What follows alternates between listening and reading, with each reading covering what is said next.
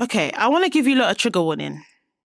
We are about to unpick themes around misogyny, red pill, black pill, inceldom, violence, abuse, femicide, homicide, murder, all them things there.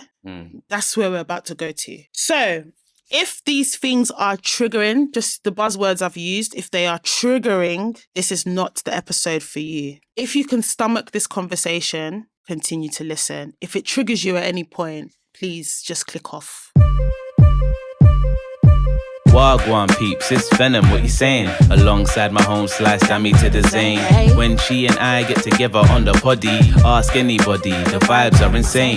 Join our family and feel free to come by. We on Apple Podcasts and Spotify. Yeah. New drop on the way every Monday at 6. Tune in and come see what we unpick. Dammy Zane. Yeah. Are you ready? The question is just... The Vimin saying my name. Dammy Zane. Okay. Because I haven't said it in a while. Sorry. Okay, go on. Yeah, so we got, would you rather be able to speak all languages whilst being unable to write or read? Or would you rather be a master writer but be unable to communicate verbally? Writer. You want to be a master writer with being unable to speak. Yeah, obviously to anyone. Podcast will end, but it's okay. I'll be a writer. You'd be a writer. Yeah, okay. You lot don't need to hear my voice all the time. You'd rather be a writer than be able to speak every single language on earth. Yeah. But no. Okay. Next one. Would you rather be... Did I write this? Mad. Right. Would you rather everybody be able to read everybody else's minds, so everyone is a mind reader, or nobody can lie? No one can lie. Okay. Last but not least, would you rather all food taste like your favorite food, with the exception that the nutritional value is nil? Or all food is healthy, it's good for you, but it tastes like your least favorite food? In order for it to be my least favorite food, I still got to like it somewhat. It's on a scale of... Yeah, because you didn't say... I like this to I do not. You didn't say food that I don't like. You said least favorite. Yeah, least favorite. Yeah, so that means I still like it. It's just not my favorite. Yeah, it's your least favorite. That's fine. All healthy, but it's my least favorite. That's fine. Because it's still a favorite. It's just my least. She'll get. Okay. Anyway, let's introduce ourselves to the people then. I'm going to hand over to you. The baton over. Yeah, okay. Because I did the intro last time. Okay. Yeah. Hello, people. Wagwan. Hi. This is the Unpicked Podcast, brought to you by myself, the one they call Venom, and my home slice, the one they call Dammy to the Zane. It's a weekly show. We chat all things from the black perspective, the black experience, with that je ne sais quoi. I don't know what that is in Nigerian /Trini/UK, but the Vim, I guess. The little, I don't know even know what it is. I'm just going to say a little something. That's all it is. Just a little something. Yeah, the little something. With spice, you know what I mean? Scotch bonnet, you know? The spice, the Scotch bonnet. The tomato puree to the jollof. Sorry. That's good. The tomato puree to the jollof. Wow. I would have thought it was like maybe the Maggie. The Maggie. You know what I mean? The Maggie. You don't see the Maggie. The Maggie's in there, but you know what I mean? Yeah. That's what makes it nice. Exactly. Without the Maggie, what is it? It's just then tomato just and like, rice. Wow. Tomato and rice. Okay. Now it's an Italian dish, you hear me? Yeah. But that Maggie takes you to the next no one. offense anyway. to the Italians. No offense. Low-key bland but in comparison, but no offense. No offense. Low-key, if you put red stew on pizza will actually bang. If you put red stew on pasta, it's not bolognese. It's different. It's hitting. In fact, Nigerians already do it, but that's our next... Another conversation. Sorry, yo. So we're here on YouTube, we're on Spotify, all the other streaming platforms, and we're also on Instagram. So if you want to follow us, you can follow us literally anywhere, taking our content anywhere. Please leave likes and reviews so that we know what I want. Damn it, what's going? What's good? What in have the we seen? hood? What's on the radar? Oh, we're going for Have You Seen? All right, cool.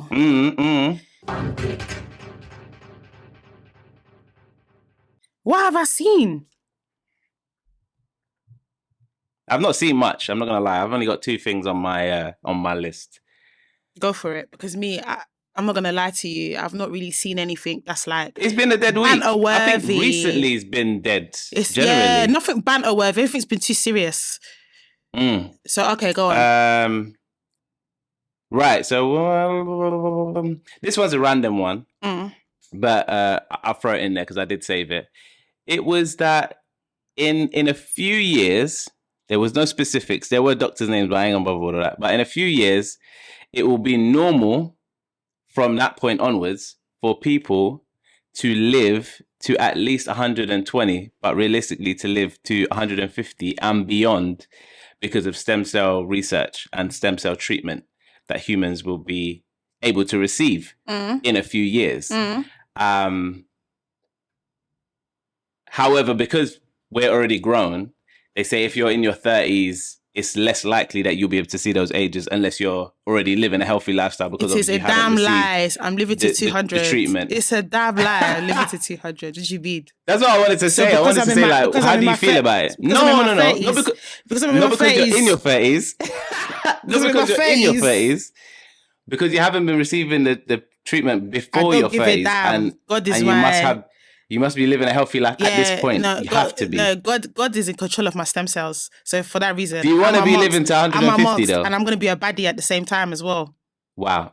I'm going to be 150 looking like I'm 60. Nah. Okay, maybe 80. Is it so you are here for this? I'm here for it. Along with the working to 120. You said working. You never said that. Who said that? I did. I said people.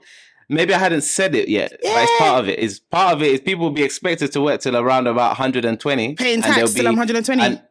And the life expectancy will be 150 and beyond. What if I'm an entrepreneur? And I retire, can be whatever you like. Early.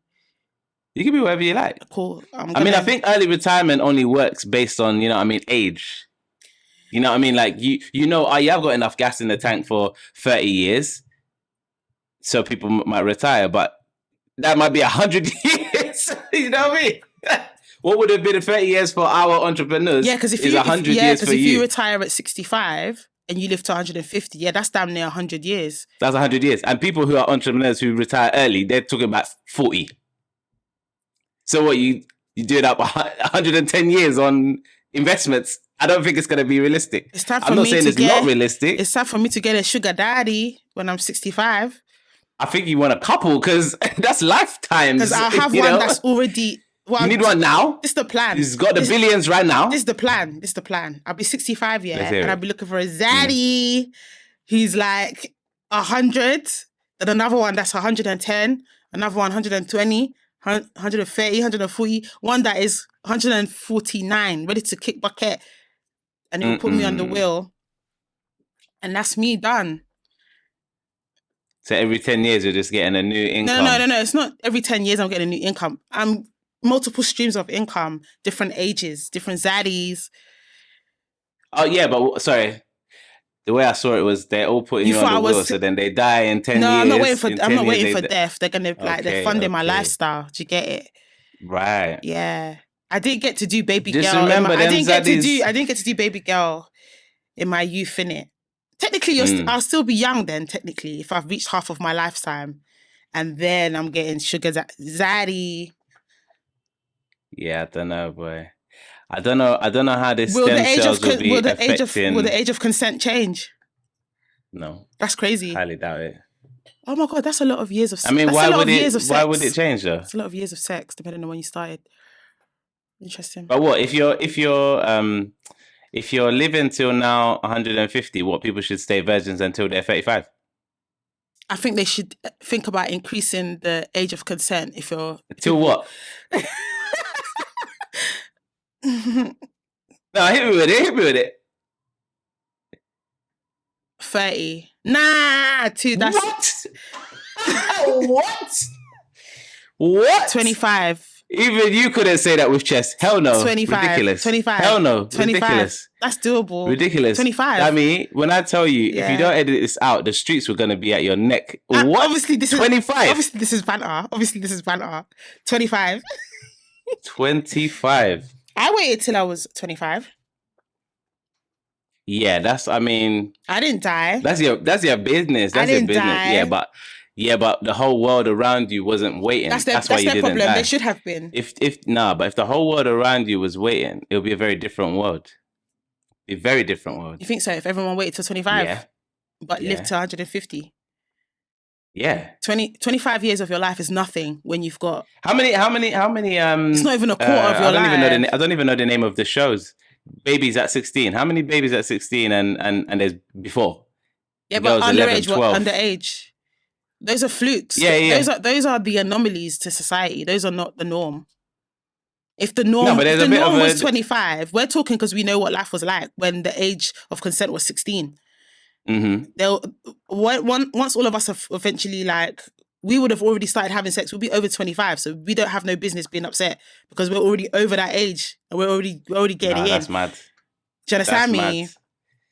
That's so mad. So it doesn't matter. It doesn't matter to us. It doesn't matter to us because we've already passed that age.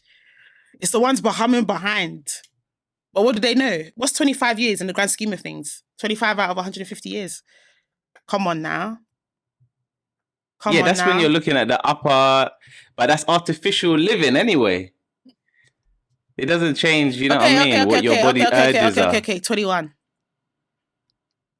I'm not adverse to 21. 21. I think it should be 18. I think it should be 21. Is that not what it is in America? Or am I dying? No, that's for drinking. Oh. Not sex.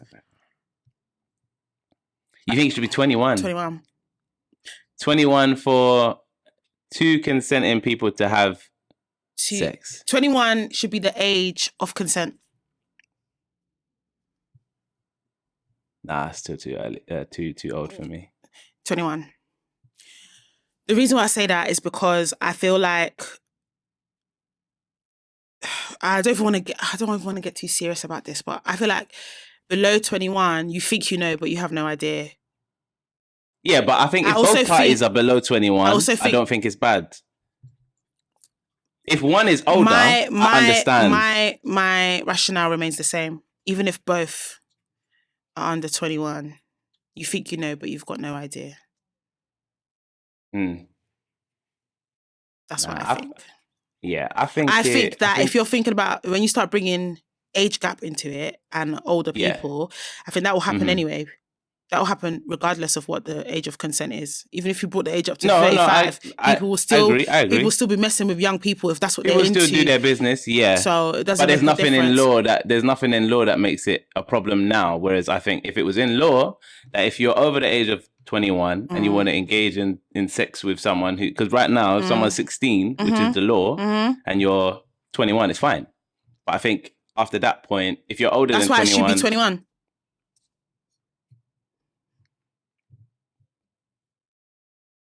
I think 18, but yeah, we move. I think 21. 21 is a whole 5 years. Nah, that's a lot, man. It's not. It's actually just 3 years. What, 3 years? From the age of 18. Yeah, but the current is 16. Yeah, but you're saying you think it should be 18 and I'm telling you 21. Yeah. Yeah. So from the age that you think to the age I think, it's only 3 years disparity. It's not that deep. Between the ages, but not between. Mine is 2 years. And I think maturity. I think the maturity is vastly different between 18 and 21. Talk less of 16 and 21. Yeah, so 21. Yeah. The reason why I feel like a lot of guys will not like that is because they don't like the idea that if it was 21, will that rocking with 18 and 19-year-olds, 20-year-olds? Do you think a lot of guys do that? Do I think a lot of guys rock with girls in that age group? Yeah. Okay. Yeah.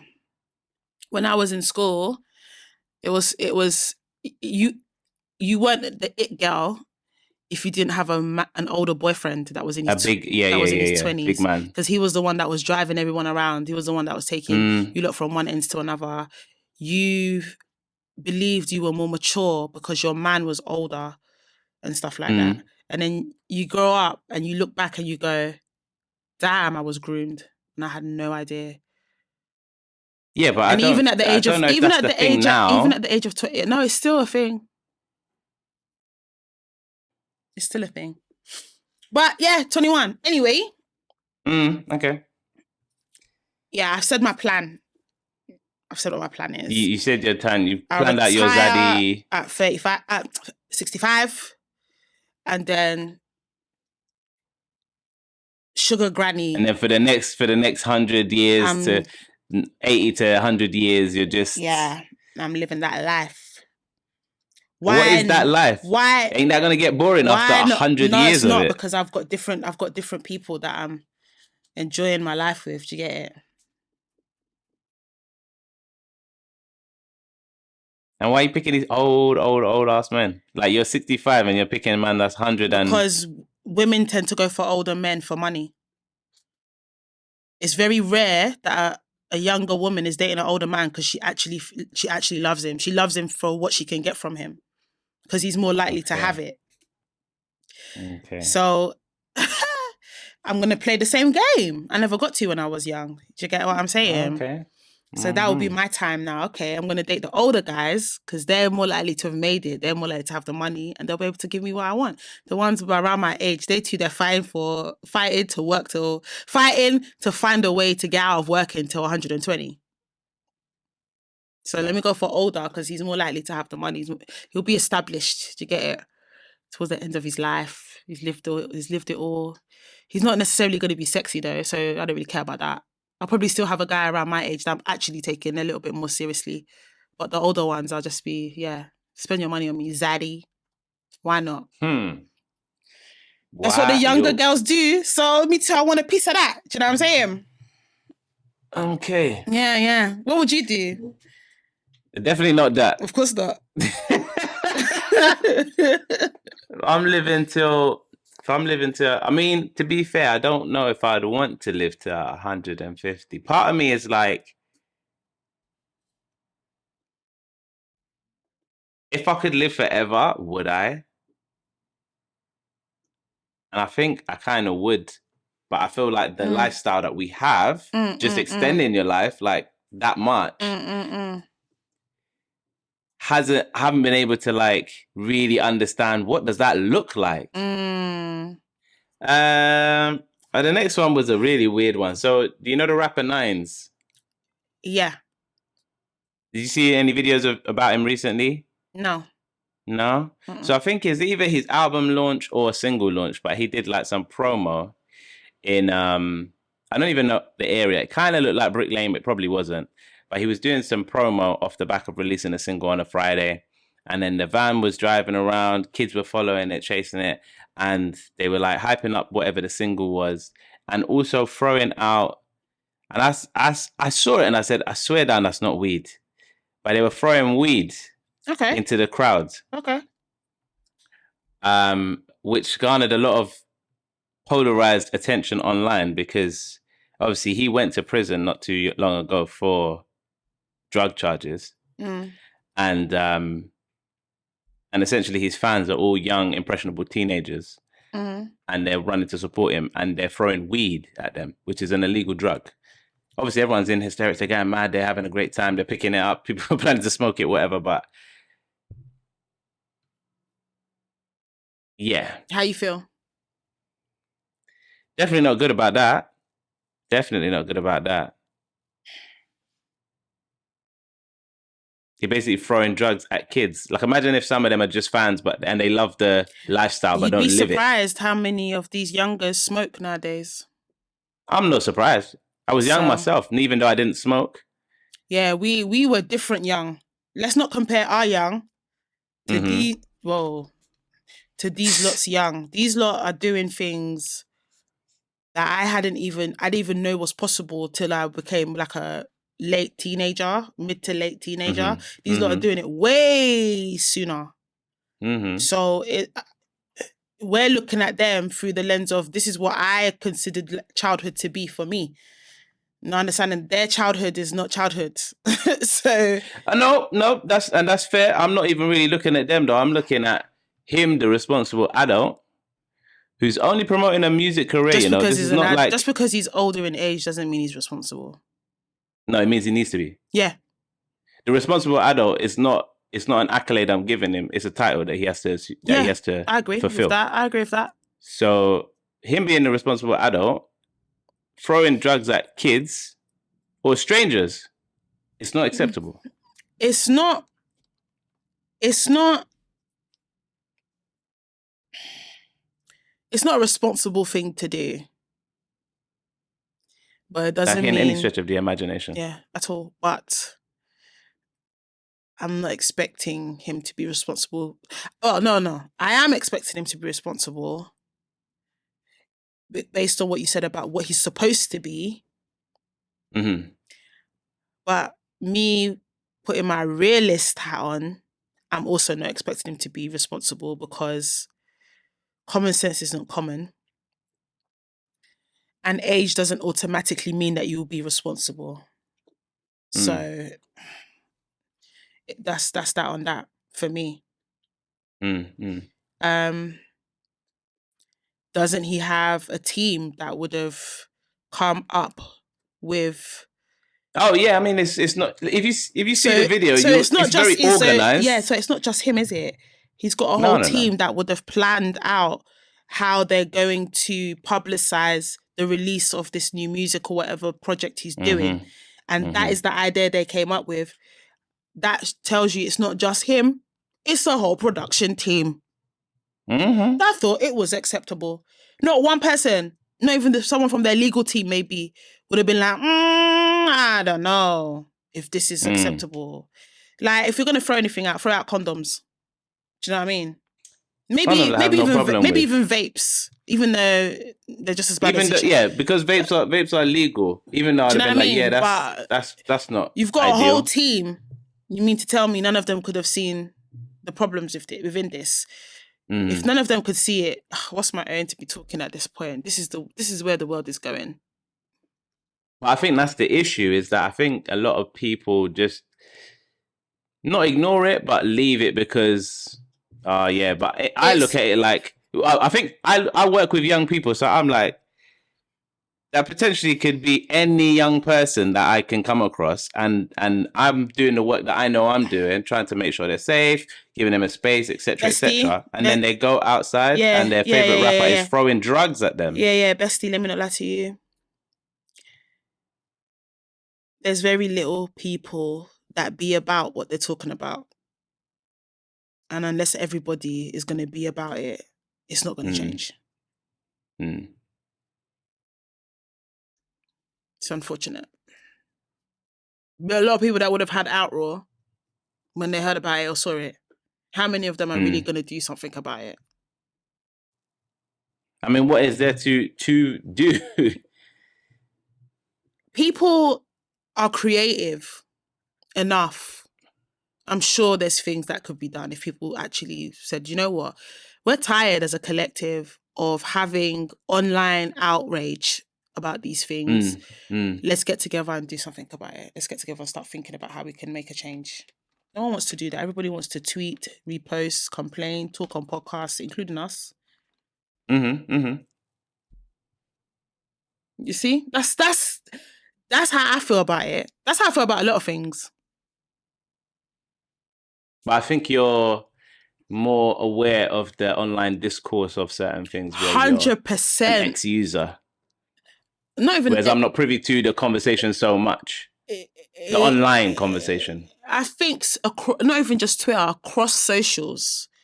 We live in a social media world now. People like to act like there's a difference between the two, but I'm starting to realize that online, it's depending on the platform you're on, there is an element of hiding, protecting your identity. Different levels and different ranges to that. You've got people not using their real names. You've got people not using their real pictures. You've got people creating videos where it's faceless, people distorting their a lot of voices, that. people lying about what they do for a living and creating a whole new persona online. The reason why I say that there's not much difference between social media and reality is because that hidden identity gives people opportunity to speak unfiltered, to create content unfiltered. That's their true thoughts and feelings inside their mind. And these people are walking around outside. You just can't pinpoint that person is that person online. That's all, right? Yeah. Which means, and this is a new, it's an epiphany for me that I recently had, in that this narrative that online isn't real. The only thing that's not real about online is the fact that it's people's identities. That's the only thing that is potentially not real. But the opinions, the mindsets, the discourse is very, very real, because it's so real. You could say it's more real than what is in reality, because people are going online knowing there's no repercussion. They can say and do what they like, and there's no laws to police it. It's unfiltered. It's people's minds unfiltered. That's what we're seeing online. You understand me? So taking it back to this whole, I'm more tapped into what is being said online across a number of different platforms, particularly TikTok and X, more X than anything, right? And the interesting thing about X, out of all of them, is the fact that it's a faceless platform. Yeah. So when people say, let's disregard what is said on X, formerly Twitter, because it's just people talking, it's just written discourse, it's just, you know what I mean? I'm just thinking, hold on a minute. This is what people genuinely think. They just know that there's no way of matching who said that to that unless you put your face on it. That is reality. People are walking. You sit next to people on public transport. You go outside. You're sitting next to people, around people that have these views, and you don't know that they wrote those views online. Do you get me? So that is reality. That's the world we live in now.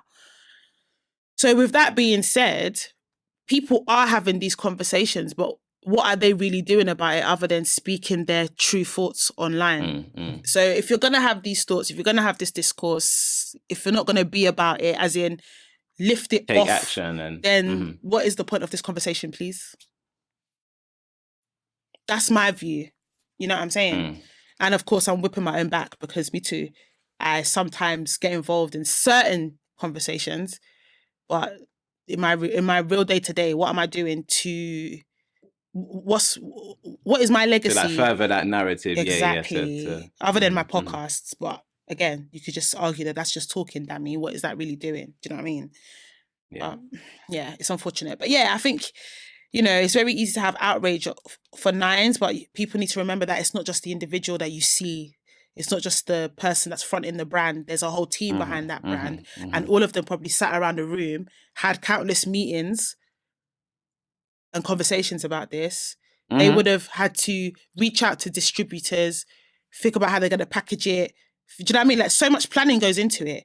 There's a whole team of people that thought this was a good idea, and nobody thought it's bad, and everyone just carried on with it, and it went through.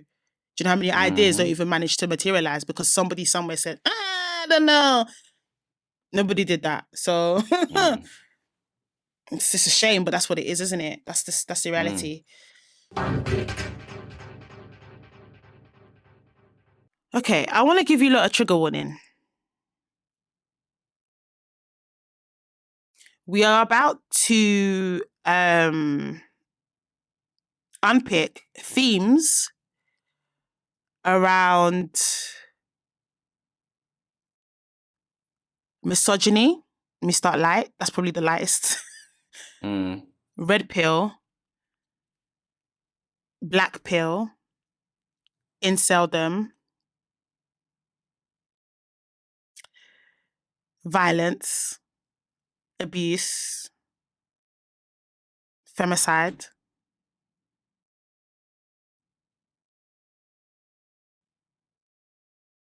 homicide, murder, all them things there. That's where we're about to go to.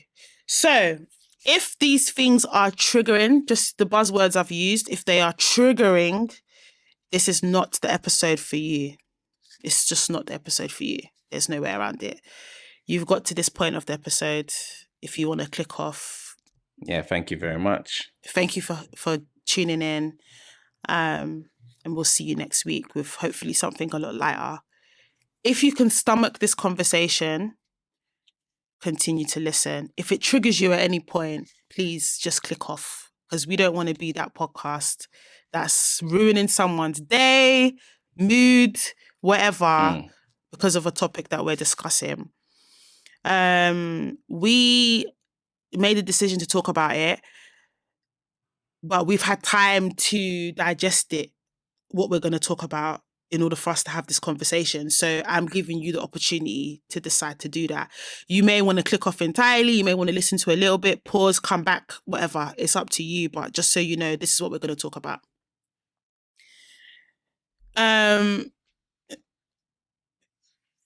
Context. People that live in England, specifically London, probably would have heard this story. As we are recording it, the story is very fresh. Everybody's feelings about it is very fresh. By the time this comes out, more of the story would have unfolded, hopefully. Probably a lot of other podcasts are going to talk about it. You may or may not have seen a lot of discourse online already about it, TikTok videos, tweets, Instagram reels, whatever about it. So this may not be news to you. Those of you that are international, you may have heard it again, depending on who you subscribe to from the UK, but I'm going to give you context on what's happened. So, 27th of September, 2023, there was a stabbing. There was a 15-year-old girl in a school uniform on her way to school. She was seen with a young boy, young boy, because apparently he's 17. That's what I've heard so far, because he's a suspect. Not confirmed at this point in time that he's the one that actually did this. So yeah, it's alleged at this point. 17-year-old, apparently. Seen with him on a bus. There was people on the bus in Croydon. Saw them having a conversation or an altercation. Some passerbys have described it as. They get off the bus and he stabs her in the neck / or throat. Kills her. Some witnesses say that they thought that they were having an argument. They suspected maybe she broke up with him and he couldn't take the rejection. Some witnesses said he had flowers, tried to give her flowers. She wasn't having it, so that's why he did it. Some said they don't know what the conversation was, but all they saw was what he did. Witnesses described that he pulled out a knife that looked like a sword or machete of some sort. And yeah. This thing that happened sparked conversation, discourse on X, surprise, surprise. And that's, I'm giving you context of the story so you can understand how we got to where we are with this in terms of having this conversation now. Because I feel like we've danced around misogyny since we've started this podcast. Patriarchy, men versus women, gender wars, red pill, like we've spoken about a few red pill content creators in the past, but we've never actually spoken about it like this in relation to any sort of like violence of this kind, right? So that's the context. That's the reason why we're talking about it, because on X, formerly Twitter, gender wars have reached heights that I've not seen before. Because now people are arguing that the red pill creators, misogyny, and things alike have radicalized young boys to the point where now we're seeing more and more girls, women, being killed because of said misogyny and etc. Mm-hmm. And people are calling it femicide. So yeah, that's where I'm going to start with that. I still don't know where I sit on Mm-hmm. this Mm-hmm. conversation.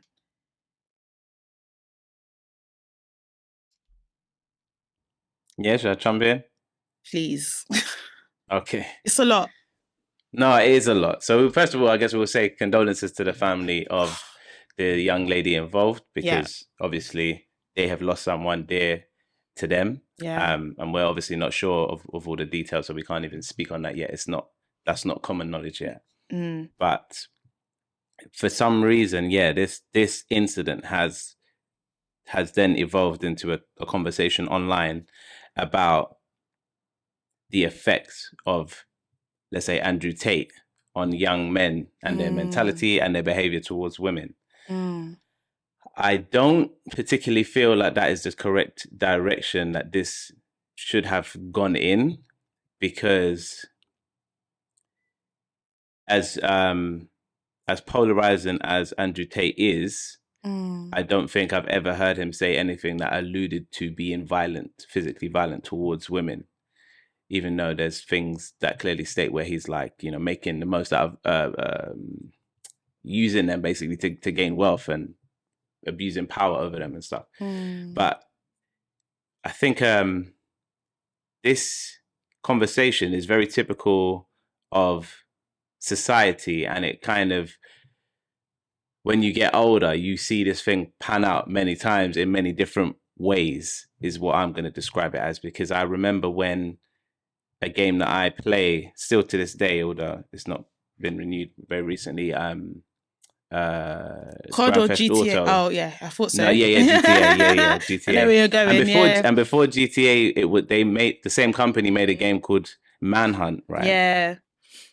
And even before that, there was Mortal Kombat, and before that, there was Street Fighter, right? Every Yeah. time that there's something in the public space, and then a significant action happens in the public space that gets sensationalized. Because what you have to remember, and literally no offense to this family or this young girl, but many people have been murdered today. Like, that's one thing that we have to make abundantly clear. There's not been one murder in this country today. There have been many. Statistically, it's impossible that she's the only person that's murdered today. But this is the one that had a social magnetism, and thus it was lifted above many others. So it's just how it goes. Because I just want to cut in there because I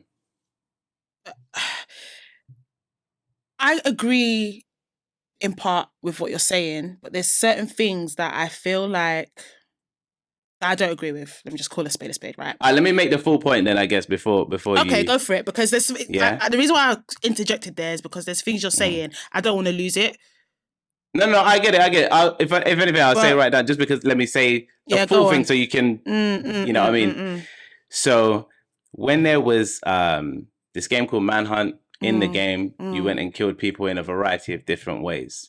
When it came out, the government, everybody asked for it to be banned because it's encouraging people to kill people in these ways.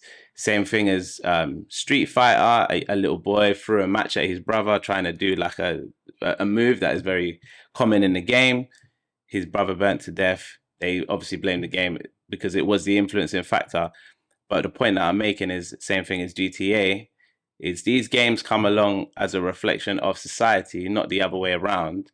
And then society is then being blamed, like, by way of the game influencing them, when actually these things are a reflection of society. Andrew Tate was a reflection of society. He was just a very small reflection, or a reflection of a very small portion of society, and he made his voice very big via his platform. But it's not the other way around. So to say that these people are having this massive impact on these men and thus they're behaving in this way, I feel like is not faithful to what's really happening. So what do you think? I think the men are acting this way. So, okay. So I think that when these conversations are being had, people need to be very guided. when they have these conversations. Mm-hmm. Because it's very easy to look at your life and what you see in your life and apply that to the wider community and make assumptions based on that. I think I'm just going to preface what I'm saying with that. That being said, yeah, first of all, I've seen content where Andrew Tate has spoke about being violent to women. There's a really nasty one where he was talking about a woman.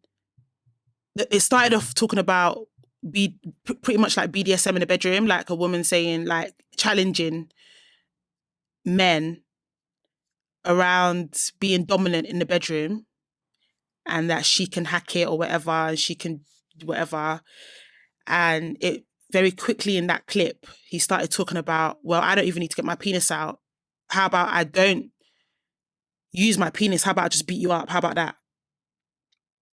So there is content out there of Andrew Tate talking about being violent towards women. So I'll just say that and put that aside, yeah? And I can send it to you offline, off camera. I don't want to blame him, though, which is why I said when people have these conversations, they need to be guided.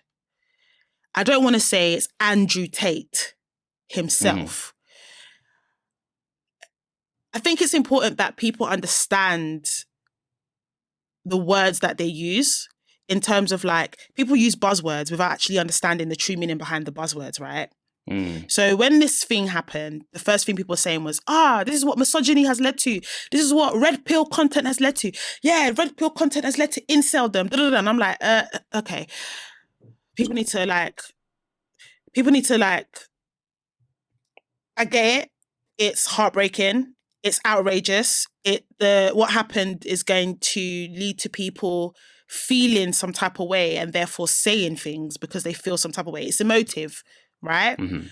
But people need to understand the words that they're using on both sides, both the people that are saying that they don't agree that red pill content creators have radicalized or have the ability even to radicalize young boys, to people that are saying that it has, yeah?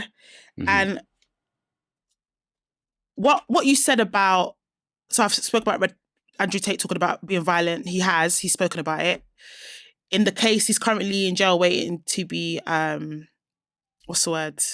He's either waiting for a sentencing or something like that for what happened. Sentenced. Yeah. He's waiting for it. For what happened in Romania. I've read the transcripts of his interviews during that trial and investigation, and the way that he speaks about women is not in a respectable way. It's not, right? Mm-hmm. And at the end of the day, people can be influenced by things. Children in particular are very, very, very, very, very susceptible to radicalization. It's a fact.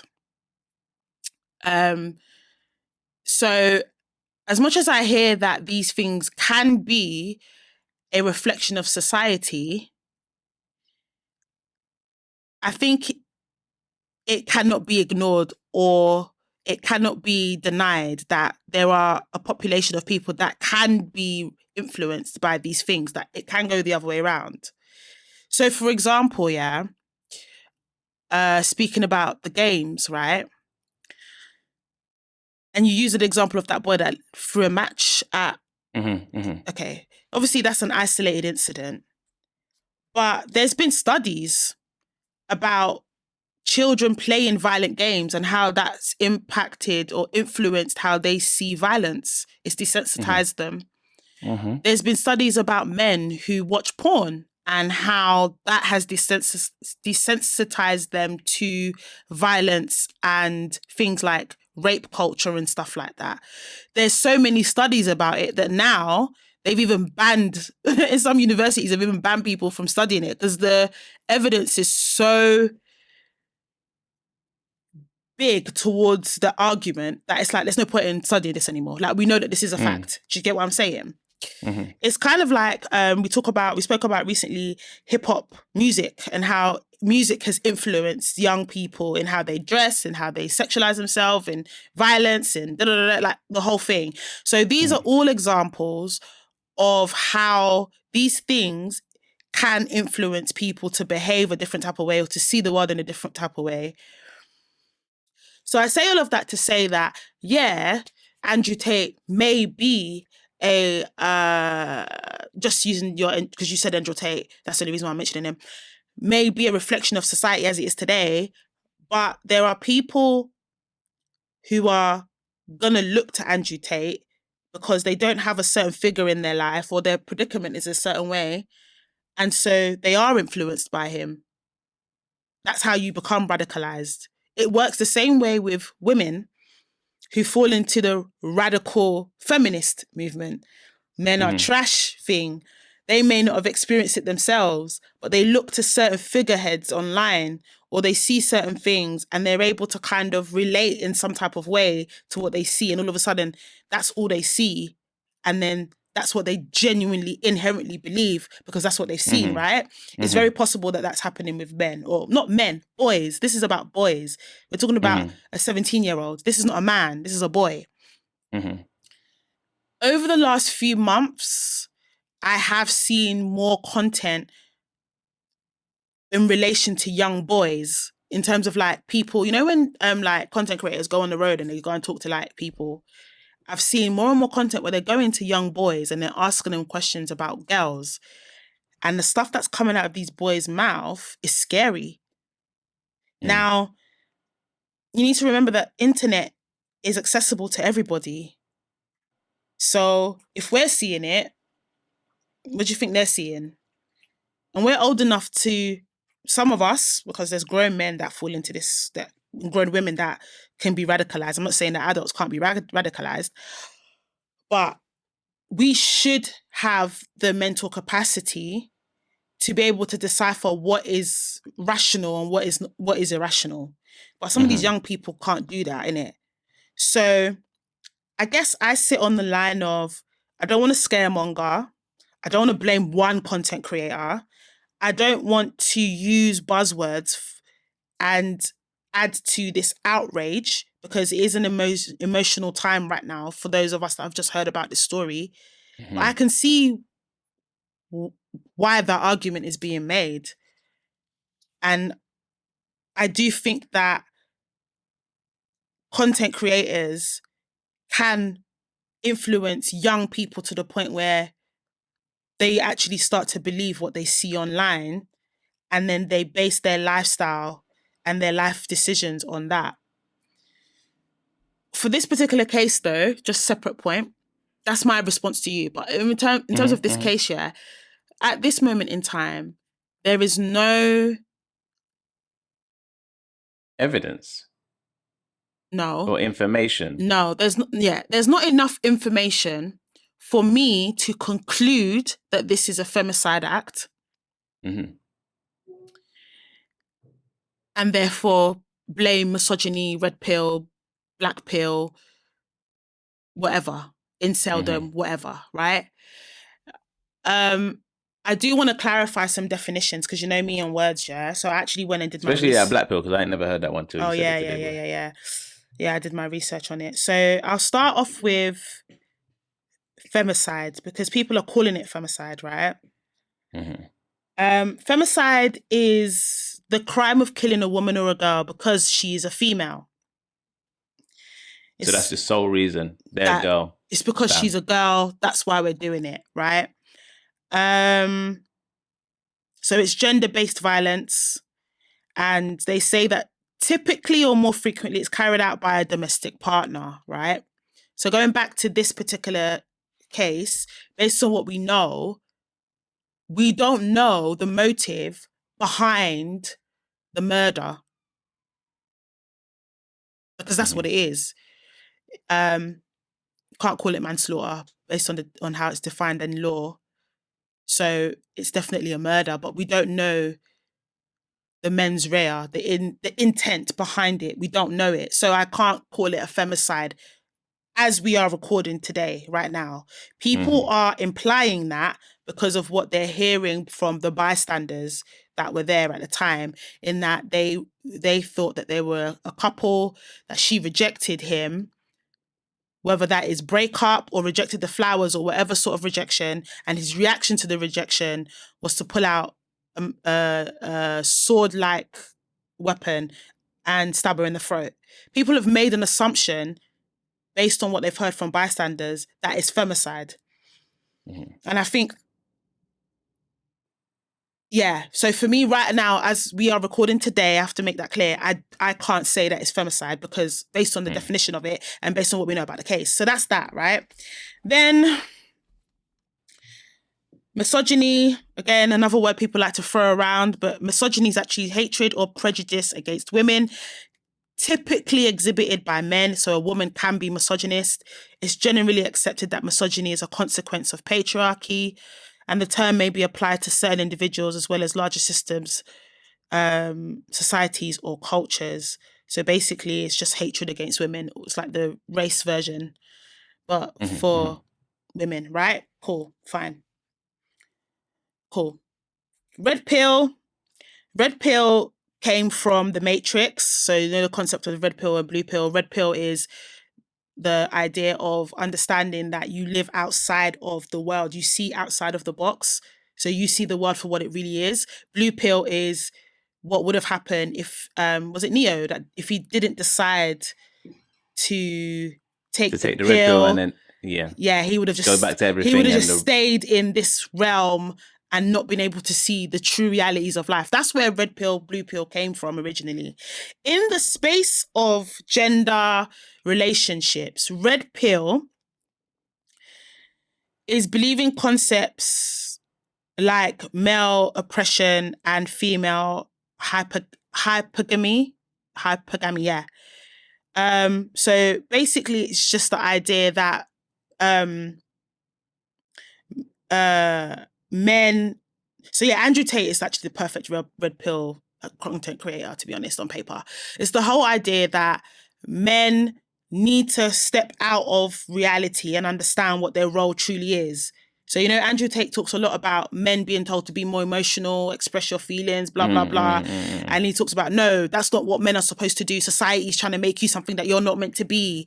So it's the whole idea of men being oppressed and them needing to understand that what the world is trying to tell them is not the truth, that this is what it is. Don't forget that. And because that's because the message, and it's highly based on men being like masculine, because a lot of the criticism Andrew Tate and others get is it's toxic masculinity. But on the same front, it's the idea that men are superior, women aren't. Yeah. So that's where that whole women are there to women should be cooking and cleaning for their man, but they shouldn't really have a say. They shouldn't, like that rhetoric is red pill rhetoric. Black pill is the reason why you might not have heard about it is because that's where inceldom comes in. So a little bit of history around incels. Incels was actually a term coined by a woman in the 90s. The reason why she coined it was she was looking at or studying people in society who feel like they have low status or they're unattractive, they can't. Involuntary celibacy, that's what it stands for. They just merged those two words together and came up with incel. So it actually, the group originally had men and women in it. Then it died because she had like a whole forum online or whatever. That forum died. Then it got picked back up by men, right? And then that's where black pill comes in. So their mindset is the black pill mindset, right? Where they believe that there is little to low status, or they believe that men who are unattractive have little to no status, and it's like their aim is to improve their prospects for romantic or sexual relationships with women. That's what it was meant to be. But what it's turned into is like misogyny mixed in with this idea that they're unattractive, they've got low status. So now they hate women because of it, if that makes sense. So incels have there were loads of forums, there still are loads of forums on the black internet. You can't just Google forum and just get into it. It's a very close-knit almost group. You've almost got to prove yourself to be one of them for them to let you in. Yeah. Reddit really pioneered the movement because, again, Reddit is it's like X, formerly Twitter, where people don't even have to have their real identity. They just talk about what they want to talk on there, and then people have like break off and make their own little communities. Within inceldom, that's what I call it. Within inceldom, there's subgroups as well. So like you've got like the Islamic incels, you've got the Christian incels, you've got the black incels, you've got the American. Like it's very, The real extreme ones actually plan things like femicide. Right. So in the past, like in America, there's been cases where these men have gone into public places and actually killed, like massacre style, groups of women because they hate them that much. Yeah. So it's that's red pill. That's basically like black pill, Cliff Notes, black pill. Obviously online, people think red pill, incel. It doesn't work like that. Incels have their own pill. Do you get it? Like it's two different things entirely. Yeah. But I can see why they make the link. What's the other word I wanted to define? Because I mentioned it. I mentioned the last one, hypergamy, just so that people understand it. That's the tendency of women to try and marry up, or in the Oxford Dictionary, the action of marrying or forming a sexual relationship with a person of a superior sociological or educational background. So that's why red pill content creators or people that subscribe to the red pill mentality believe in female hypergamy, because they think that that's the purpose of the woman, to marry up. She's supposed to, So with all of that being said, the reason why I gave the meaning of the word is to kind of help you frame where my mind is going with this. There's not enough information for me to hand on heart say and believe that this is a femicide attempt, successful one, because we don't know the intent or the reason why he did it. Until we know that, I can't say that. Again, I can see why they've linked Andrew Tate and Red Pill, because normally the narratives or the content that we get from red pill content creators, because it's highly around female hypergamy and that feeds into patriarchy, it can come across like it's misogyny. Some of it is damn right misogyny when you look at like Fit and Fresh. And therefore, given that we know misogyny means the hatred of women, I can see why they make that link, especially if they think that this was an act of femicide. But unless I'm able to say it's femicide, I can't make that domino effect for this case. However, case aside, in general, since I am on social media a lot, gender wars, I think people need to be guided, because there's younger men and women looking at what we're saying, and to them, it's not just a conversation on X or a conversation on TikTok and then you close the app and go about your business. You're probably saying men are trash while you're lying in bed next to your man, or you're a guy chatting shit, but you've got a girl at home that you're being a simp, quotation marks, to, but you're talking women aren't shit, don't do nothing, they're all hoes, blah, blah, blah. But you're there with your babes, buying her flowers, taking her out on dates or whatever, but you're not saying that. It's more than that. There's young people looking at these things. Sorry for my long spiel, but there's young people looking at these things and they're believing it and they're taking it in and they're being radicalized. So I can agree with what is being said. I just can't say if this case is an example of that. Yeah, that's how I feel though. I feel like it's everyone's seeing something highly emotive and then they're trying to make the shoe fit the mold when that information has not been presented. I don't even know if they're trying to make the shoe fit the mold. I think people have concerns, right? And the concerns are very valid, and because they have these concerns, anything that remotely looks like it, they just automatically assume that that's what it is. There's a lot of people online talking and they're not even educated on what they're talking about. They're just forming opinions. And that also is dangerous, 100%. But I don't think it's more dangerous than actual femicide, actual misogyny, I kind of actually think it is, because I think it can't be. I think it that can't be more dangerous than hating a whole gender. No, because what it does is without the facts, it attributes this. So, for example, you sent me obviously a few screenshots from X of the information. Yeah. So, had I have found that same information organically, and read it, then it would attribute those qualities to this act, whereby me personally, I would have never linked the two. So now it's another significant action. It's kind of like the Twin Towers being taken out in whatever the year was. And if nobody said anything about terrorism, you wouldn't assume terrorism. You'd be like, oh my God, like what happened? Those planes just flew into the building. Maybe something was wrong with the pilot. I don't think so, and then you get to the point of evidence and truth. Yeah. But if you don't, and people just say, oh, it was terrorists, it was people from this terrorist group, then then the evidence that comes out later, it almost doesn't actually measure up to the truth. I hear what you're saying, but I still don't think that is worse than actual hatred for women to the point where you're killing them. Okay, yeah. Do you So understand the only reason why, the reason why I'm saying it's worse is because it can breed more of it. I think it will breed. I think it will breed it regardless. I don't think people talking about. I don't think people having outrage. Over a potential act of it takes away from the fact that it is happening. So this is what I wanted to comment on when you said it. So you said, without being unempathetic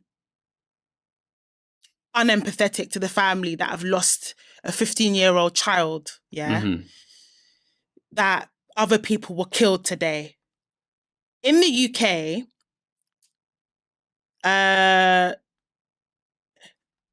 there might have been other people that were killed today. Fine. In London, probably not. Because this year alone, they've only had 15 murders or death or like 15 homicide, murders, manslaughter. Do you understand? 15 in 2023 so far. It's a low number. It's a lot, but it's a low number.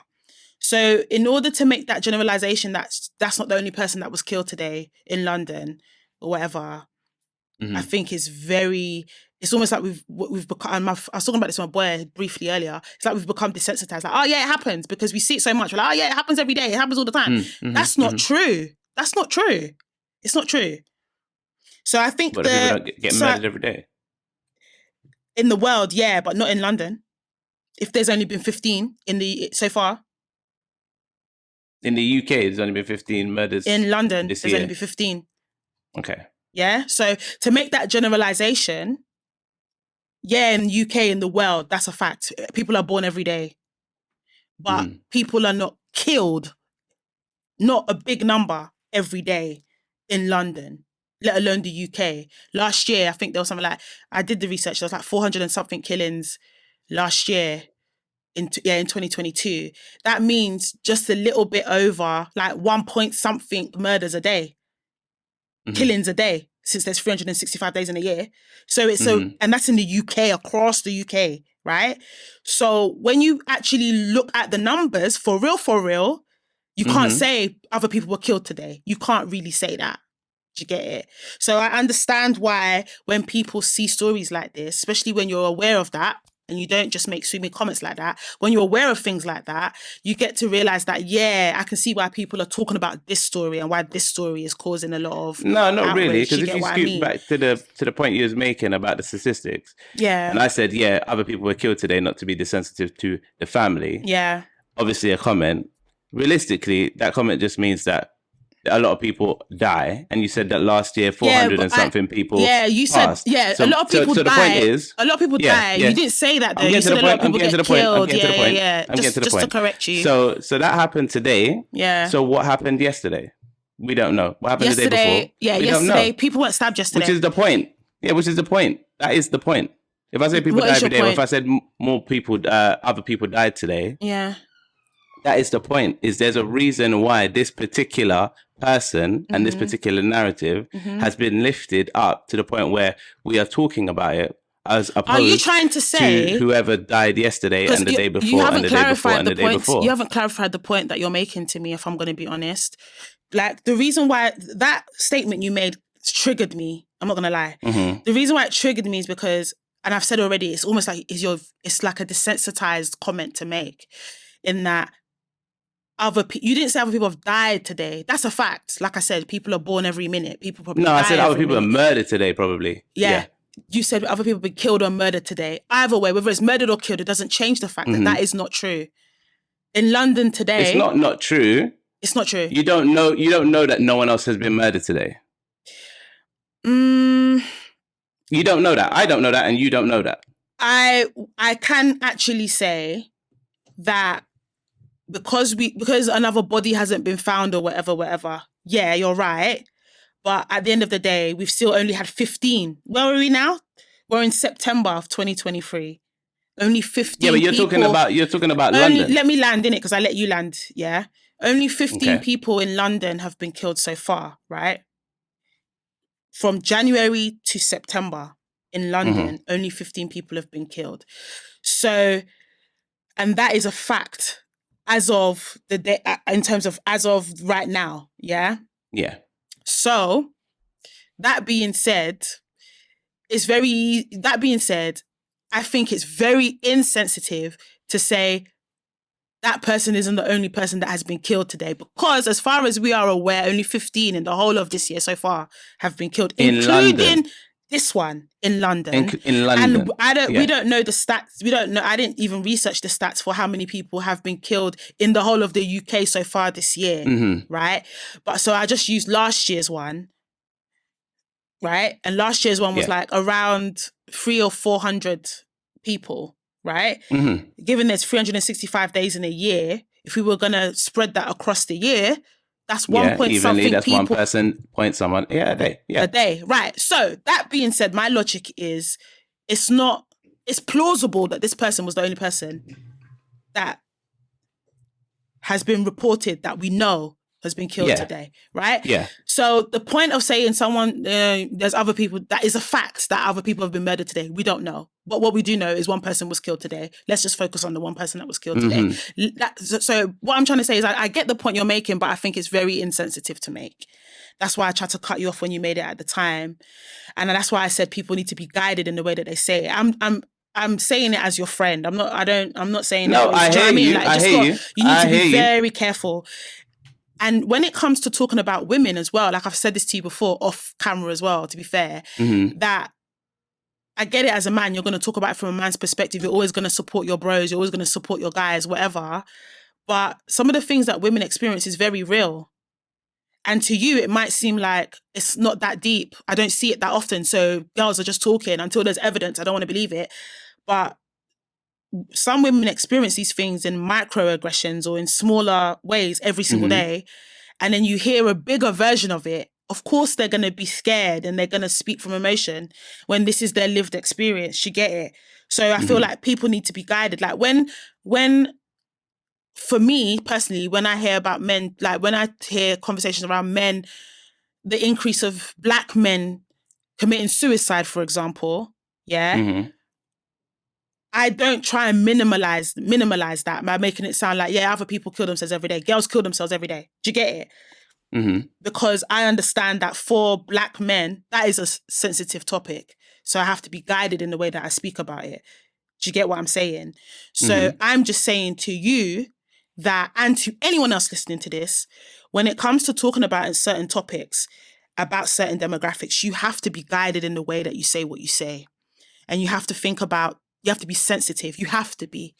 And when it comes to violence against women, rape, anything to do with any sort of misandry, patriarchy, anything about that, you have to be sensitive, because this is women's real lives. This girl went to school today. Her mum probably dropped her off or said bye to her this morning thinking she's going to come back.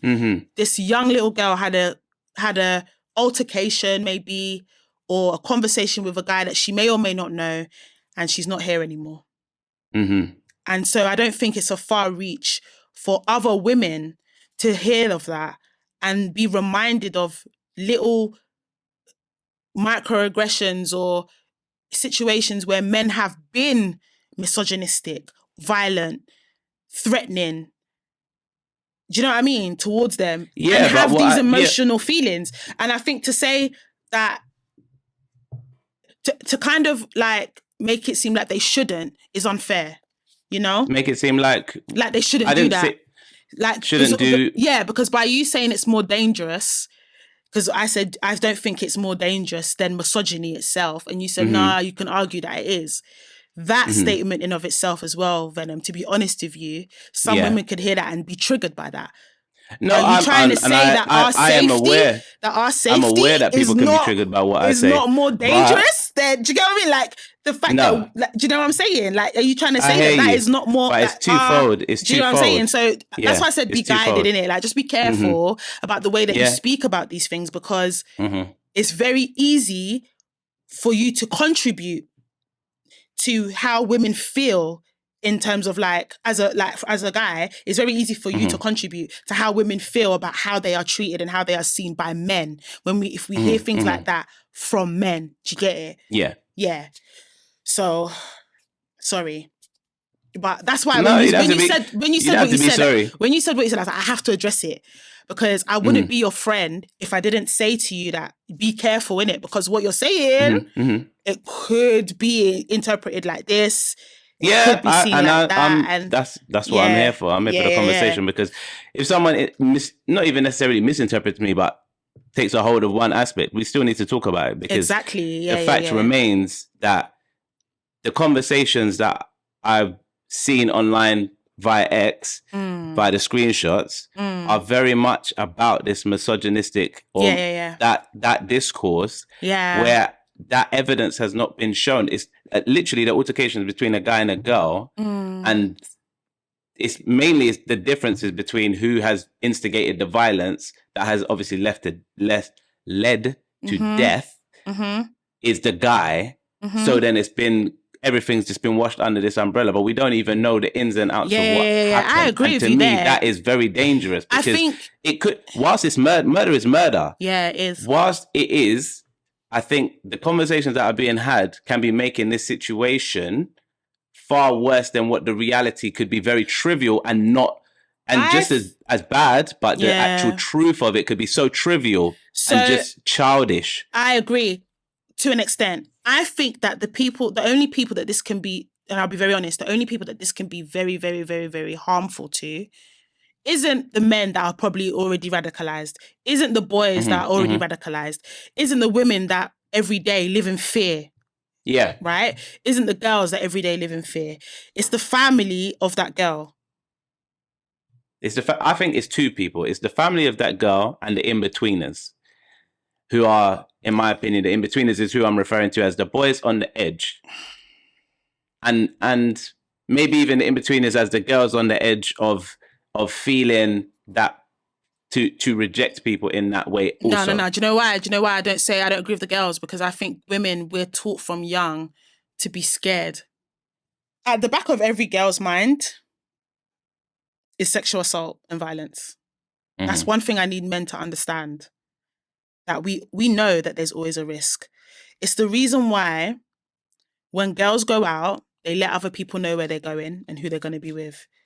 It's the reason why every time a girl orders a cab or an Uber or whatever other type of app like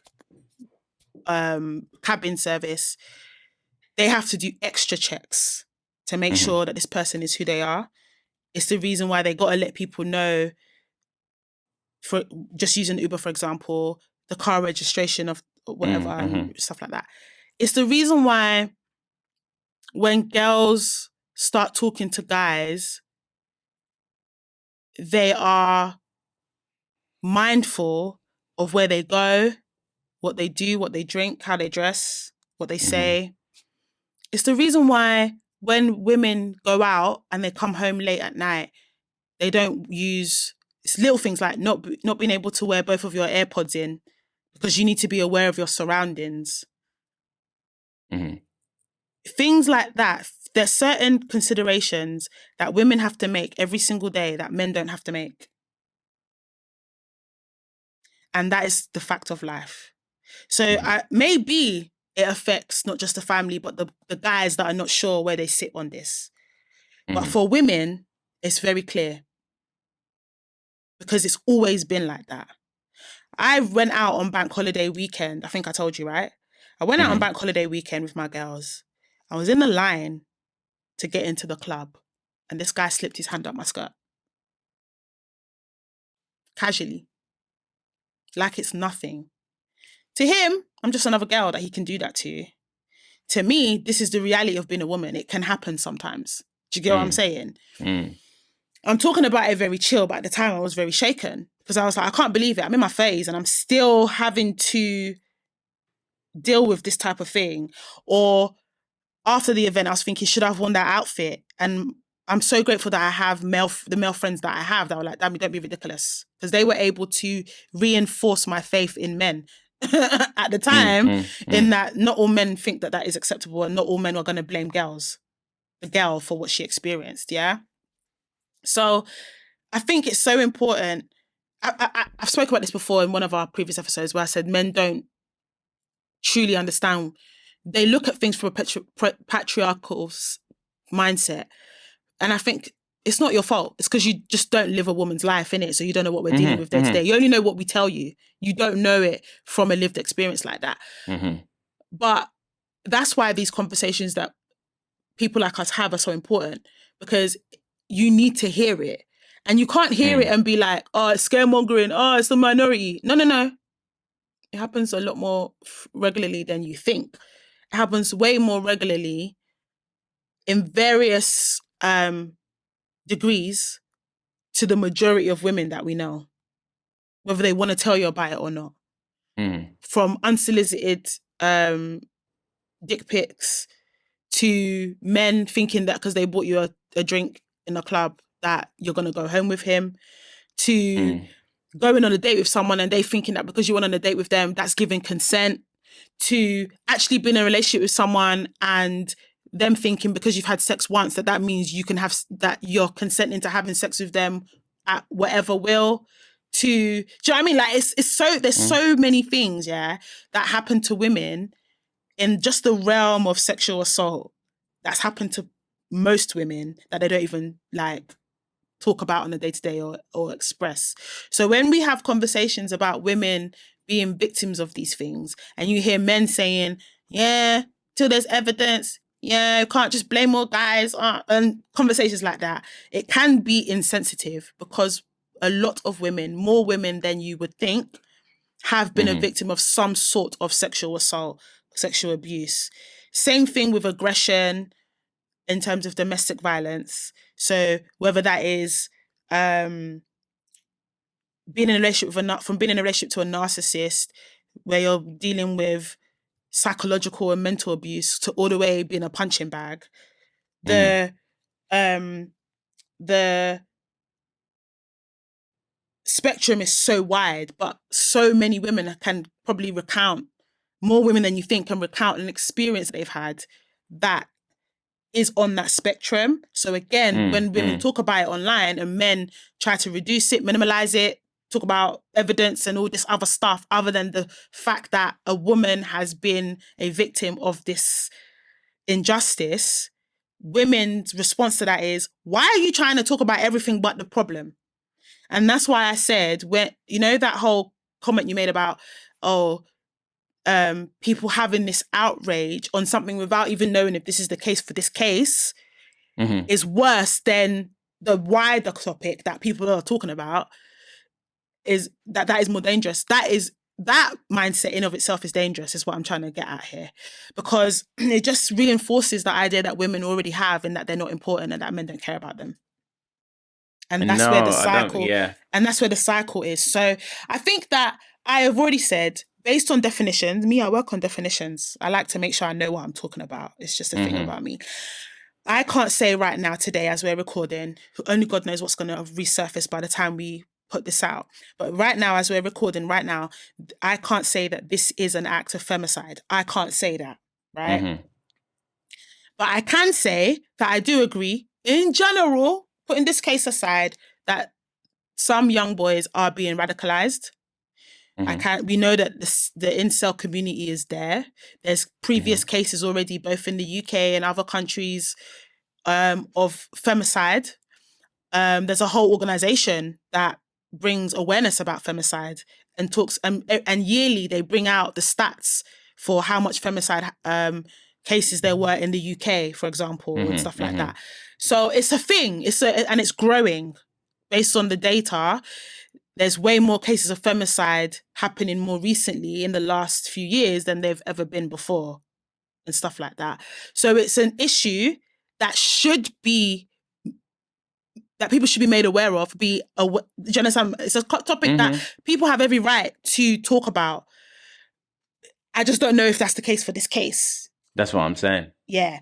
But whether or not it's the case for this case or not doesn't mean that these people shouldn't talk about it.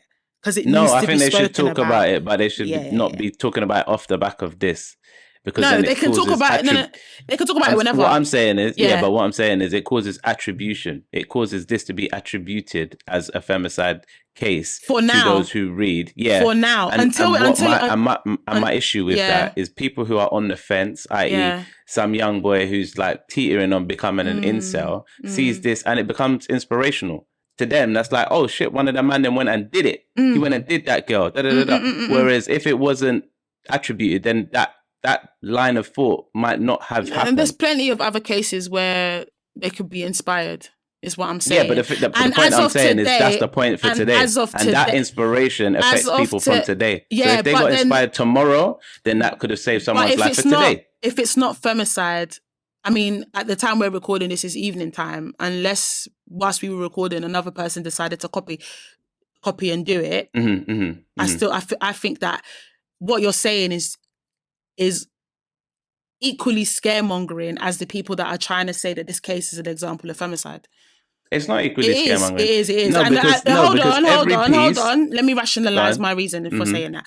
Because until that's actually been done, again, you are putting an assumption out there. At the end of the day, and right now, people have made an assumption, yes. By tomorrow, by the time this episode comes out, we'll get more information about the case. So people will be, what's the word I'm looking for? People will be put right as to what the story is. Kind of like, you know that, another example of this, yeah? Not this same topic, but you know that girl that said that she got slapped in the face by a brick? Yeah. One day it was, can you see, guys are violent. By the next day, 24 hours, the same people that were like, rah, men are, can you see this? All the guys that was in the video, how dare they stand there and watch her? Then it came out a conversation about whether men should protect women and these circumstances. By the next day, it was a fraud. The truth always comes out. So today, people are having this outrage. They can have outrage at any time. I'm not going to prescribe to people when they're going to have outrage on what the catalyst of the outrage is. Irrespective, the issue that they're bringing awareness to there needs to be awareness brought to it. Yeah, fine. But by tomorrow, if it's not actually femicide, it will come to be. And it will be on these same platforms that they'll be like, rah, so what, man didn't kill her because she rejected him? Do you see what I'm saying? Then there'll be a whole piece about that. And it'll be the same people that are talking now that'll be talking tomorrow. And unless someone decides to go and get a saw and kill another girl within that 24 hours. Nah, because that's not how it works. So this is why I'm saying it's not fair-mongering, because when these conversations come up and the red pill gets dragged into it, and then you talk about people like Kevin Samuels and Andrew Tate and Pearly Thoughts, etc. He didn't say something the day before yesterday, and then these are the actions that happen today. It's a domino effect. People speak, things happen, they make, every action has a consequence. It goes on, and then eventually a butterfly flaps its wings here. There's a hurricane in Japan, is the saying, or something like that. So this action, just because there's not something happening in 24 hours, does not mean it has no impact on the people who are privy and who have now been exposed to what has happened. I'm just saying evidence, like how you like to talk about evidence. I'm just saying evidence, innit? Until there's evidence. No, I'm aware, but what I'm saying is every action has a consequence. At the end of the day, people like Andrew Tate, Kevin Samuels, it's not one thing that they've said. And like you quite rightly said, it's a domino effect. It's loads of things that have been said. And what I'm saying to you is the story is what it is today. The conversation, the discourse is what it is today. This discourse is going to develop based on where the story goes. Based on where the case goes, the conversation is going to develop. So the same way that there's a domino effect with what these people say and how it creates a monster is what these people are trying to say. That's a narrative. Is the same way that this discourse is going to have a domino effect based on the development of the discourse. That's the point I'm making. That's why I mentioned 24 hours, because the discourse is going to evolve. It's not going to stay as what it is today. It's going to evolve, and that is going to add to this domino effect. So if the discourse evolves and the truth comes out that it actually wasn't femicide, the discourse is going to follow suit in that conversation. Regardless, bringing awareness to femicide, bringing awareness to the radicalization of young boys, bringing awareness of misogyny, black pill, whatever you want to call it, terrorist acts against women, all of that. There is no right or wrong time to bring it up. And if people are bringing it up now, fine. It is what it is. Do you get what I'm saying? I think that that cause, bringing awareness to the violence against women, outweighs whether or not they should bring it up today, bring it up tomorrow, bring it up against this case, bring it up against the next case. It outweighs that. Because women are being killed. Girls are being killed. That's more important to me than when they decide to talk about it. Do you get what I'm saying? And at the end of the day, the facts are a boy killed a girl. We don't know why, we don't know his whatever, but a boy killed a girl. So if women want to talk about men inflicting violence on women today, fine, because a boy did kill a girl. Do you get it? That's just my take on that. I'm not saying that what you're saying isn't true in that, you know, and I've already said that I can't say myself that it's femicide, but femicide's happening, innit? Whether it's this case or the next case, it's happening. So if people want to talk about it, fair enough, man. Because at the end of the day, a boy did kill a girl today. A girl, and it was fatal. She died.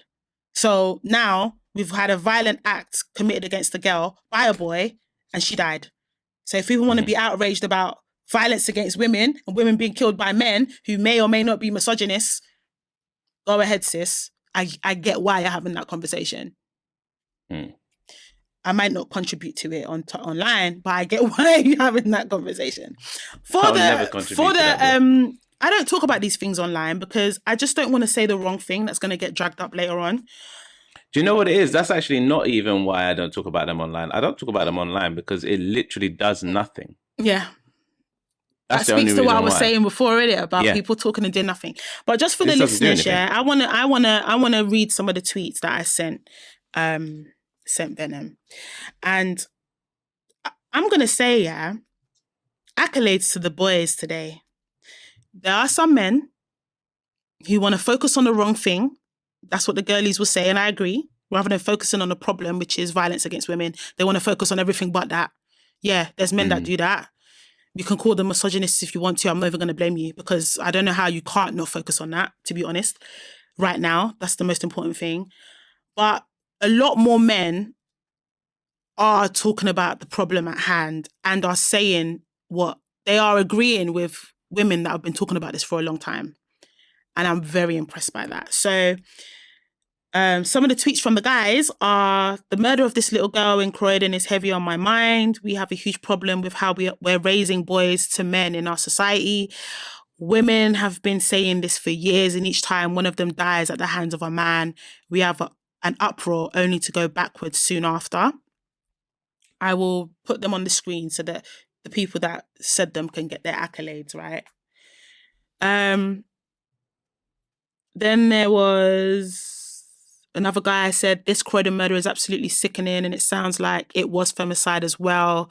We have got a serious problem on our hands, especially with our young people. We can't continue to raise violent and entitled men and boys like this. We men must do better. We've got... no, that's one of the bad ones. No, that's from a woman. I don't want to read the ones from women because I don't want... Then we've got another one. The murder of that teenage girl is one of the worst and most disturbing things I've ever read. The real cost of this culture of online incel radicalization is the lives of women and girls. We are failing this country's children. I think it's fair to say that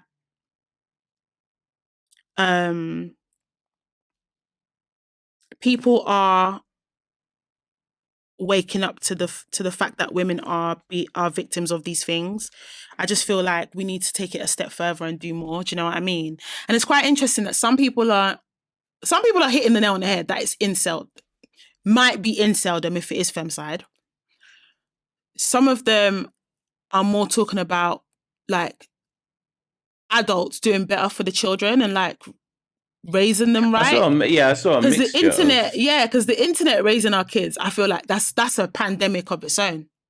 I mean, that's the convenience of devices. That's the negative side of having such fantastic technology that's able to captivate the mind. People would rather leave their child with an iPad than entertain them.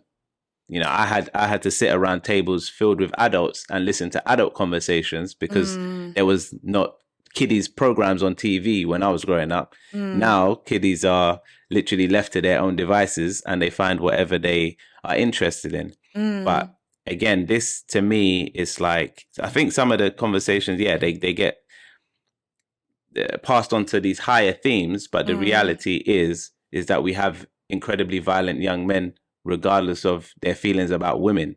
Young men are incredibly violent today. And that is a problem before you then introduce, his violence feels like it's towards women, towards men, towards elders, towards youngers. Like the young kids are incredibly violent, period. Then you have the layer of there's people out there who have the potential to influence them, like the Andrew Tates and whoever else, people we don't know. And the black internet. And I don't know. There's layers to it.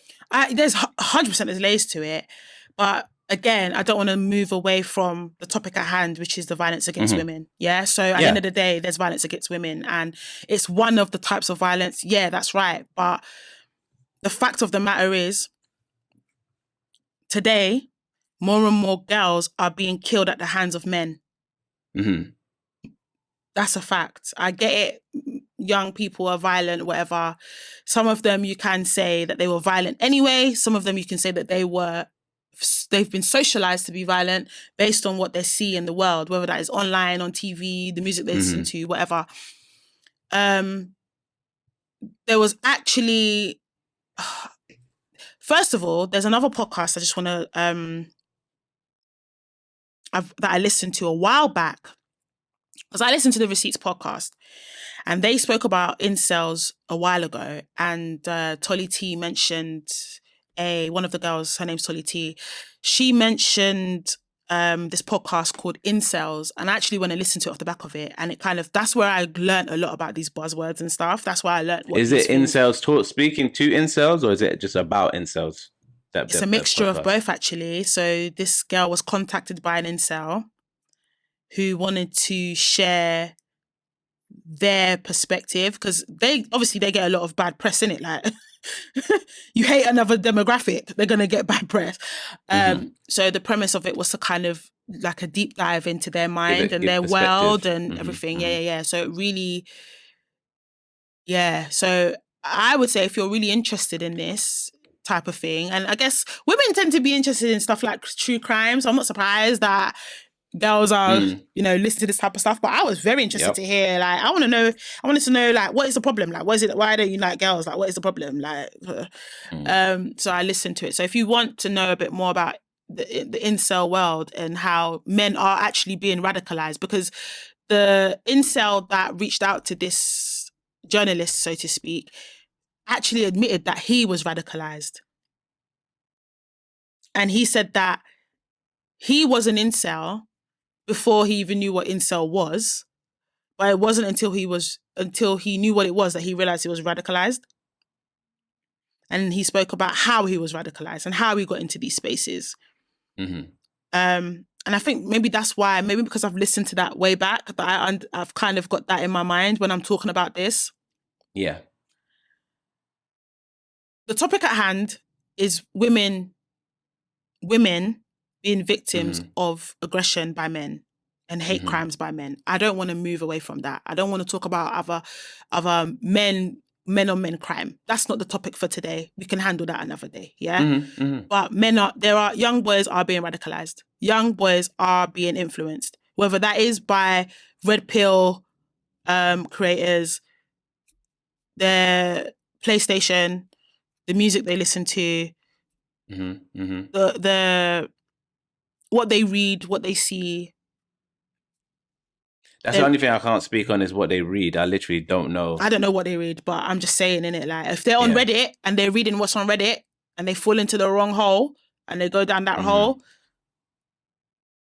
do you understand what I'm saying? So I feel like that is the issue in regards to femicide, misogyny, women being victims of not just violence, but even sexual crimes, yeah?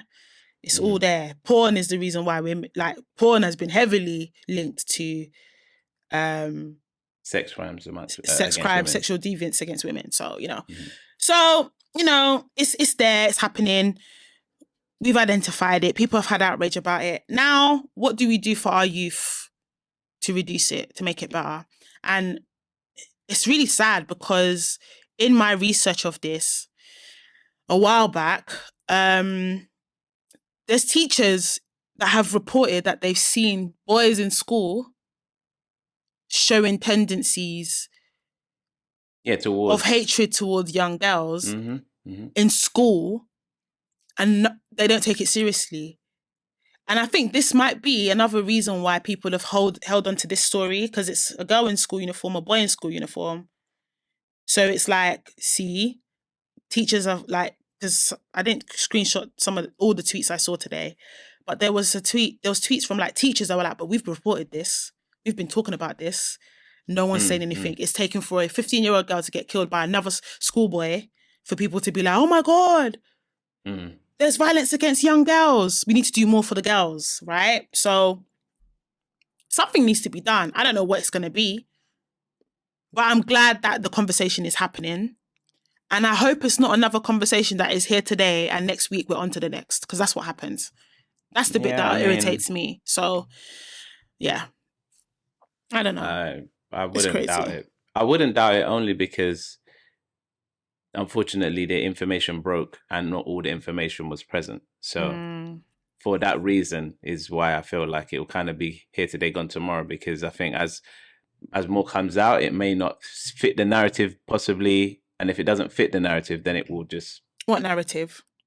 The narrative that is like some kind of incel type situation, as opposed to... No, I think just like the brick lady that got supposedly slapped in the face, when people found out that wasn't the case, that was discussed.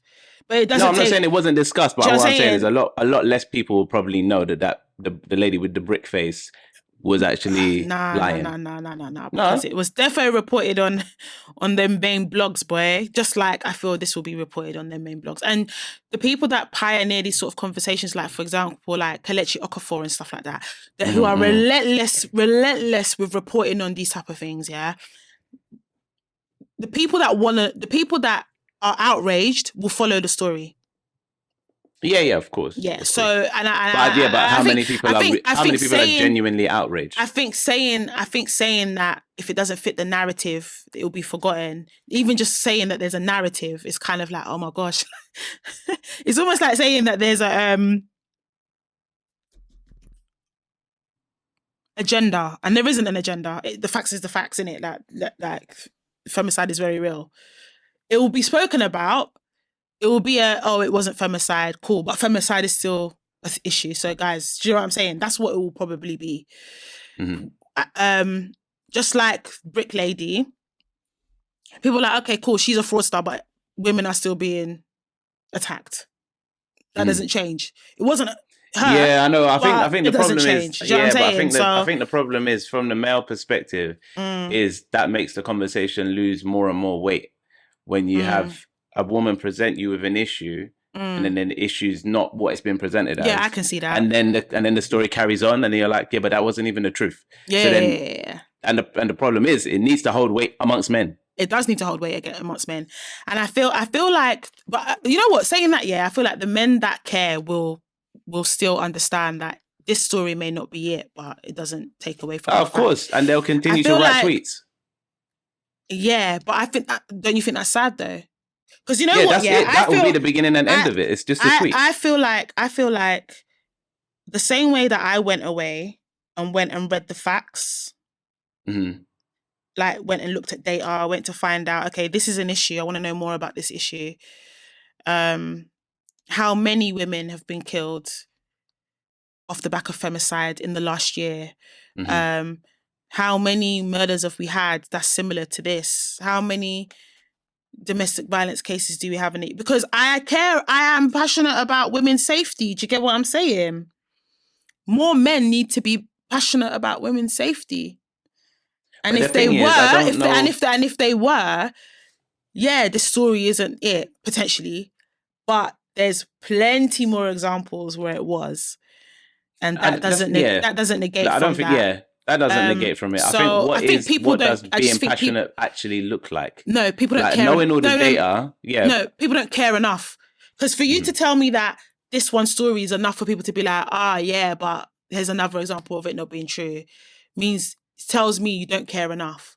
It's the same thing that I get on a lot of women get when you hear of a woman making an allegation of rape, yeah, and if we find out that for some reason the story was tossed or the courts ruled that it never happened or whatever, even though we know that the legal system is shit when it comes, sorry for my language, but it is when it comes to this, and rape is really hard to prove in court, right? And men will be like, women make false allegations all the time, right? Mm-hmm. Men that care or people that care will be like, okay, this story might be fake, but it doesn't take away from the fact that loads of women report it and it was true. And I think if you cared enough, you'd look at it holistically. You wouldn't just be so focused on this one story. Do you get what I'm saying? Mm-hmm. You would look at it holistically and you'll go away and think about it. I agree. Some people are just going to tweet it because they want the likes, they want the retweets, they want their name out there, and that's They just want to unfortunate. be a part of some kind of social. And Yeah. I'm not disputing that, but what I'm saying is, if anything, again, that just shows that people don't actually care about women and what we are dealing with here. And what I'm saying is more people need to actually care about women and what is happening here. It's more than just trying to be ahead of a story as a podcaster or trying to go viral or trying to have your 5 minutes of fame for the day on this discourse. Like girls are dying. Girls are victims of assault and etc. People need to care more. That's my argument. I'm not disputing what you're saying. I'm just saying that it's sad because all it does is tell young girls that we don't matter. No one cares about us like that. That's what it says to us. More and more men need to do better in that area. More and more women need to do better in that area. Do you get what I'm saying? I definitely hear you. I'm just trying to like rationally think about how can it be done? How the things in the current cocktail, because I don't particularly think that the current cocktail of what is society promotes that either. No, because I think feminism is very female exclusive and the removal of men, and we don't need men to validate anything to do with us. But then in a situation like this, it's very much you need men to care about you and to have involvement in the female opinions. Yeah, I think that we've moved into a world that's very black and white and it's not grey enough. I think I've said this before as well. Feminism as it is today is literally the polar opposite of misandry and misogyny. Polar opposites, yeah? Just as bad as each other. If you are, and I'm going to say educated, you will come to realize that what people are calling feminism isn't real feminism. Yeah, of course not. Okay? This is why I say that the meaning of words matter. People use buzzwords and they're not thinking about the gravity of the words that they're saying or even what it means. Feminism, in terms of what it actually is, what the movement was actually supposed to be about. And I'm even going to remove the fact that I know that it wasn't for black women. I'm just going to remove that for a second. Just take feminism in its purest intention for all women. It's something that society needs. unfortunately, the way of the world that we see it today is we've got men having an issue with feminism because they don't actually understand that feminism is really about the equality, not men don't mean nothing. And just because women are fighting for equality doesn't mean that we don't need men. Just because a woman is fighting to be educated and make her own money and be independent doesn't mean that she's trying to be independent from men. She's trying to be an independent person. Do you get it? Mm-hmm. So if you are educated, you understand that to be fact, rather than what the propaganda is around feminism that men and other red pillars or whatever want you to believe. If you are educated in it, you'll know that whatever you are told online in terms of radical feminism or whatever this thing that they're calling it to be is not true feminism. Then you wouldn't even make the argument of feminism means that you don't need men. That's not true. Mm-hmm. Feminism is fighting to be equal to men in terms of what our rights are, human rights are. When you know that, then you wouldn't even make the argument. Do you get what I mean? Likewise, from the other perspective of how women talk about men, and I've said this before as well, if all day, every day you go on about men are monsters, men are trash, men are wicked and bad, men are evil, men are this, that, and the other, you're going to say that all day, every day. That's the opposite to what men say about feminism. Do you get what I mean? Mm. That's misandry. It's just as dangerous.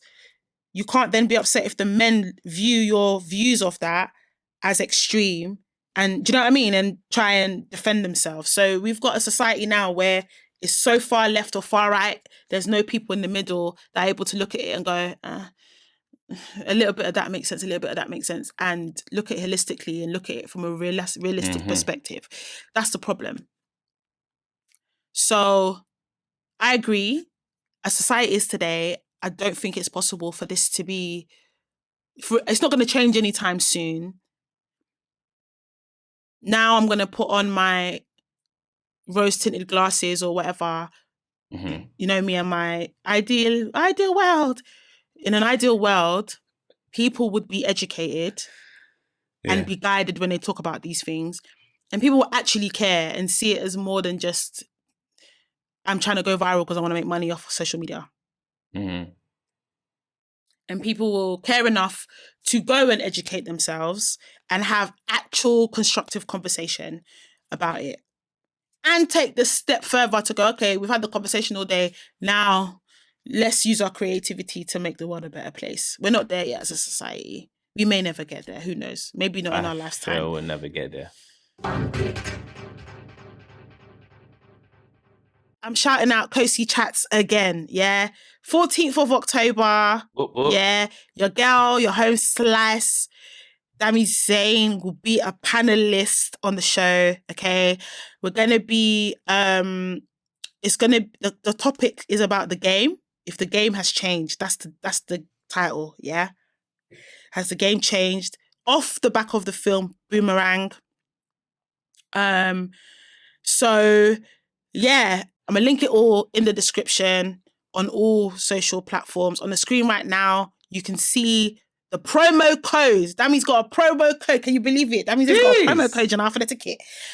For discount, it's on the screen. Yeah, that'll be in the description as well. If you want to see me talk my talk in real life, yeah, you might even, if you're mandem, and you might want to see what this girl actually looks like. She's always talking about that she's a baddie and that she's, conventionally pretty, that she's got bum and she's got breasts. You might want to see it. Not to put myself out there like that, but you might want to see it, yeah? Cool. Buy a ticket in it, come to the show. Buy a ticket, come to the show. Venom, are you coming? I'm actually DJing that day. I was hoping you wasn't going to say it because I got Sweet 16th on the 14th. I literally just opened up my calendar to check. I was like, how do I even put that in my diary? And I was like, oh, let me not talk. Don't be like my co-host, innit? Support your girl. Come to the show, innit? Like, obviously. Otherwise, man would have been there. It's whatever. Come to the show, innit? Representing Unpicked podcast on the night. And of course, the thing I like about this is it's not just the panelists that talk.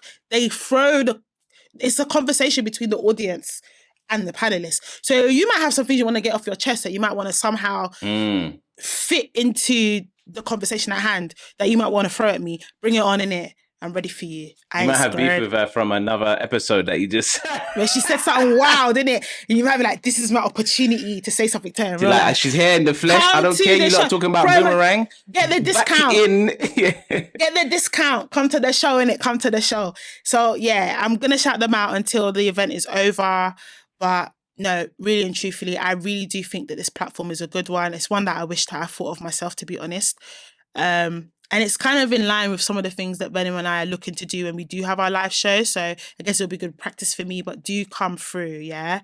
Come through. Also, if you're single, come through, because they like to do this mingle bit in the middle. You never know, you might find your bae there. Just saying, innit? I'm pulling out all the stops to try and, get people to come. But yeah, come in it. Cool.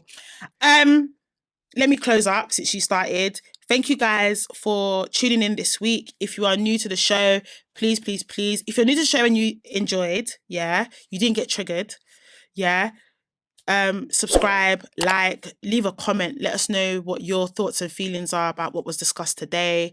We've had people send us emails. You can do that too. Everything's in the description. Listening platforms, please, 4 to 5 star ratings. I'm seeing the ratings go up. But I know there's way more than that listen every week, yeah? The data doesn't lie. It tells me repeat listeners, new listeners. I've got it all. So the repeat ones, it's not correlating. You're coming every week, but you're not putting 4 to 5 star rating. It's not making any sense. Please, 4 to 5 star rating. It helps us to go further, okay? Mm-hmm. We've been doing this for almost 2 years now. And we need your support to, catapult us to the next level of what we're trying to do, okay? It has been Dami Zayn along with Venom. We hope to see you next week. Until then, peace. Peace.